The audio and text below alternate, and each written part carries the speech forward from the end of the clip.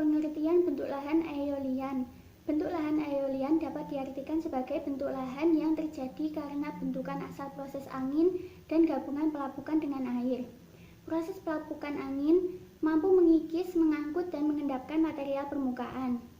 Sirkulasi udara di atas permukaan bumi membuat angin bertiup. Angin memiliki kemampuan dan kekuatan untuk mengangkut dan mengangkat benda-benda yang ada di atas permukaan bumi dengan mekanisme seperti deflasi, abrasi, saltasi, dan deposisi. Deflasi adalah hembusan dan hamburan partikel batu. Abrasi adalah pengikisan mekanis permukaan batu. Saltasi adalah gerakan partikel pasir yang berselang-seling. Deposisi adalah proses geologis di mana material yang terbawa angin terhenti ketika kecepatannya menurun atau jika terdapat halangan atau hambatan.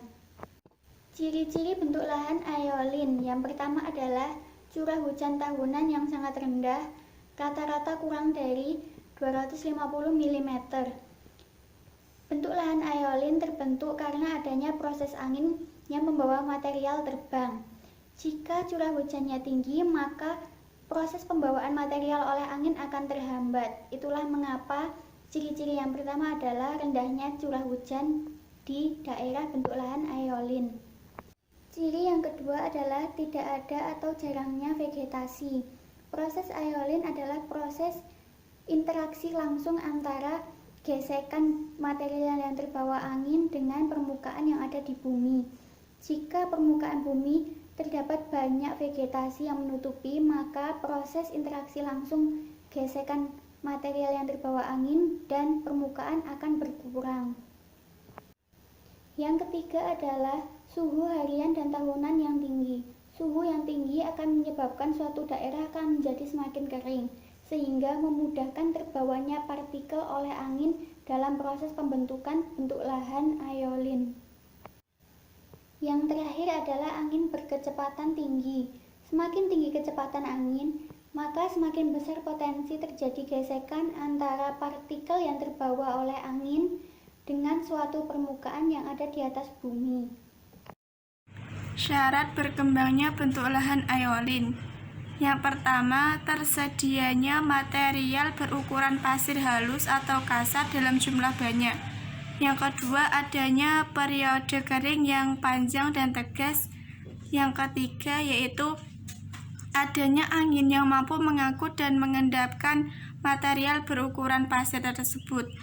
Yang keempat, yaitu gerakan angin tidak terhalang oleh vegetasi atau objek lain.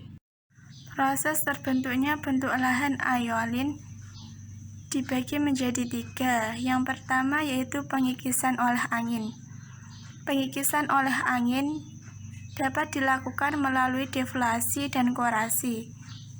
Pada deflasi akan terjadi proses gerakan angin yang membawa materi batuan baik berupa debu halus, pasir, maupun materi kasar dan berat. Proses ini cenderung terjadi pada tempat terkumpulnya pasir, misalnya pada basin kecil maupun bukit pasir. Proses deflasi terjadi setelah adanya pencucian pada materi batuan. Materi yang diendapkan tersebut berupa butiran halus sehingga mudah mengalami proses deflasi. Yang kedua yaitu korasi. Kemampuan angin untuk mengikis suatu batuan karena adanya partikel-partikel pada angin tersebut.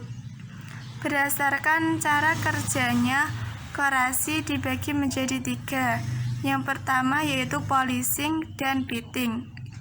Gerakan angin yang membawa pasir disebut sebagai polishing.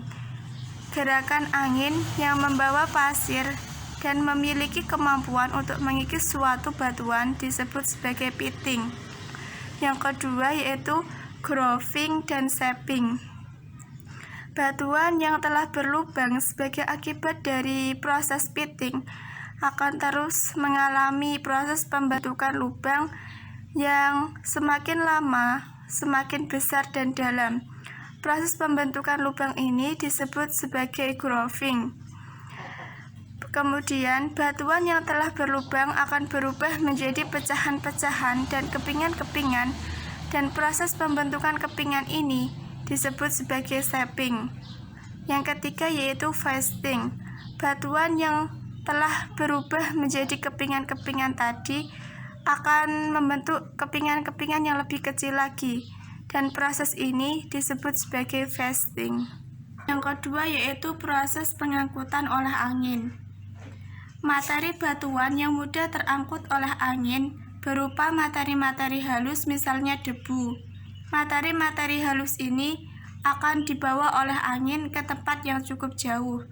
Ada beberapa jenis proses pengangkutan. Yang pertama yaitu suspensi.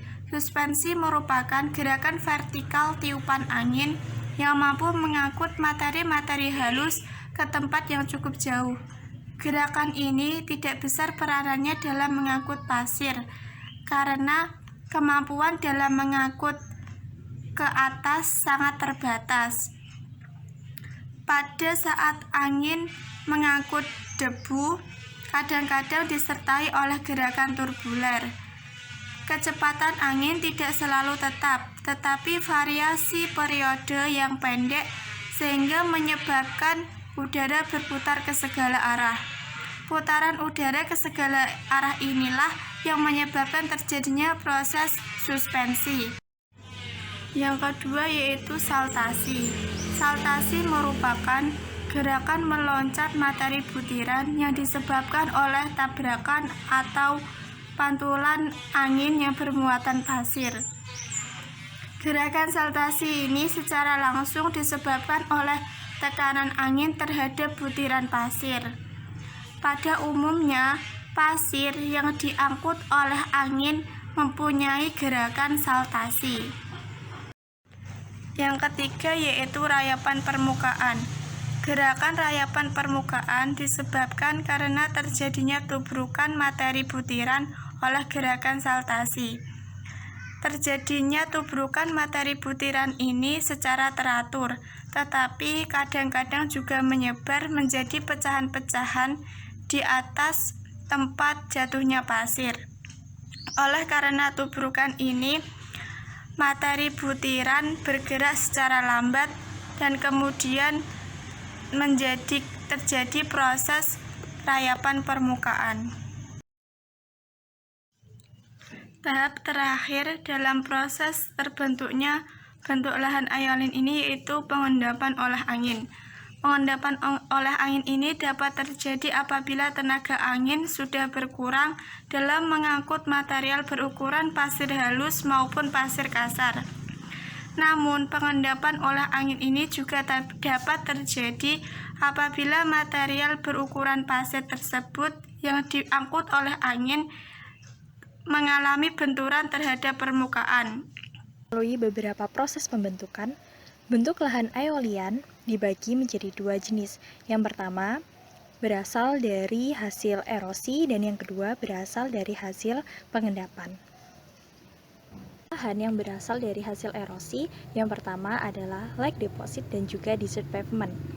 Dua bentuk lahan ini merupakan bentuk lahan yang paling sering terjadi di daerah gurun. Hampir sebagian besar gurun di dunia terdapat kedua jenis bentuk lahan ini.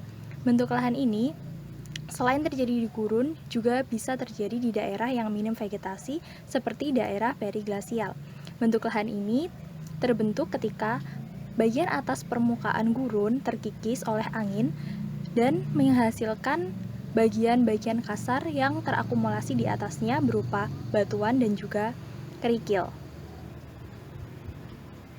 Bentuk lahan selanjutnya adalah deflasi hulu. Deflasi hulu merupakan sebuah depresi yang memiliki karakteristik mudah tererosi namun memiliki sedimen yang kompak. Deflasi hulu memiliki panjang sekitar 10 meter dan juga kedalaman 100 meter. Hampir sama dengan deflasi hulu, bentuk lahan berikutnya adalah pans.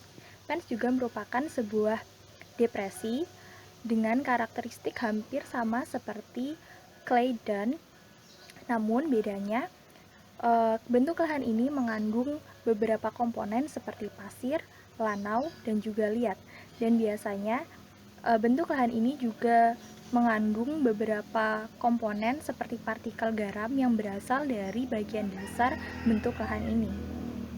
Bentuk lahan yang terjadi akibat proses pengendapan oleh angin terbagi menjadi formasi dun.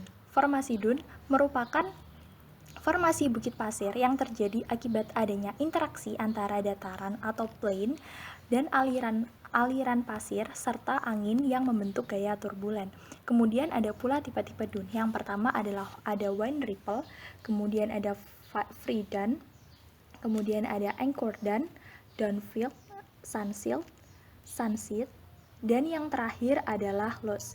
Loess sendiri merupakan sedimen terestrial yang sebagian besar tersusun dari partikel lumpur yang tertiup oleh angin serta mengandung kuarsa dengan ketebalan topografi mencapai 400 meter. Bentuk lahan selanjutnya adalah yardang. Yardang didefinisikan sebagai pegunungan dengan tinggi lebih dari 10 meter dan panjang mencapai 100 meter dengan karakteristik berliku serta memanjang sejajar dengan arah datangnya angin serta dipisahkan secara paralel oleh depresi. Yardang sendiri terbentuk menjadi dua jenis. Yang pertama adalah megayardang dan yardang. Megayardang dibagi menjadi cones, piramid, sawtooth, form, hogback, dan whaleback. Dan kemudian bentuk lahan selanjutnya adalah zeugen. Zeugen adalah area batuan yang berbentuk dataran yang menyerupai meja dan biasanya ditemukan di daerah arid dan semi-arid. Dan yang terakhir adalah vanity fact. Vanity fact merupakan batuan yang terletak di atas permukaan gurun yang telah mendapat kontak langsung dari angin sehingga batuan tersebut terkikis. Vanity fact dibagi menjadi 3. Yang pertama adalah einkanter apabila salah satu sisinya terkikis, dan yang kedua adalah zweinkanter apabila kedua sisinya terkikis, dan yang terakhir adalah dreinkanter apabila dari beberapa sisi batuan tersebut terkikis. Lahan aeolian. Nah, sekarang kita akan melihat dampak yang terjadi dari terbentuknya lahan aeolian. Erosi angin dapat mempengaruhi dalam jangka panjang bagi manusia dan aktivitas manusia. Erosi ini dapat menyebabkan kerusakan lahan, tempat rekreasi, dan juga terkadang mengganggu kesehatan manusia. Seperti yang telah dipaparkan oleh Livingstone dan Warren, yang terjadi ialah erosi tanah, pertanian, dan juga peningkatan badai debu pasir, dan juga aktivasi bukit pasir yang mungkin disebabkan oleh gangguan manusia juga, kekeringan, dan juga emisi debu yang mengandung alkali. Dampak negatif yang terjadi dari adanya erosi oleh angin banyak terjadi di berbagai negara di dunia, khususnya di wilayah beriklim subtropis dan terletak pada lintang sedang hingga tinggi. Nah, bedanya dampak yang terjadi di wilayah Indonesia adalah dampak positifnya. Salah satu dampaknya terbentuknya sand dunes, yaitu gumuk pasir, yang berfungsi untuk meredam hantaman gelombang tsunami, yang notabene wilayah Pulau Jawa bagian selatan sering terjadi hantaman gelombang tsunami. Nah, dengan adanya sand dunes atau gumuk pasir tersebut dapat mengurangi resiko bencana tsunami.